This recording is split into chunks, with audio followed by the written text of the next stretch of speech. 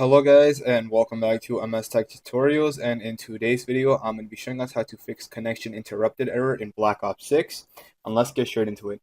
So the first thing that you guys can do is simply just restart your Wi-Fi router, and you can do that by unplugging the power cord for about 30 seconds to 1 minute. Once that wait is over, you can go ahead and plug it back in, and I highly recommend restarting your PC right after, and then you can check to see if that fixes the issue. The second method you guys can do is, instead of using a Wi-Fi, like a wireless connection, use a wired Ethernet cable instead, because that does tend to help, and that is probably like the best thing that you guys can do in terms of connection issues and even ping.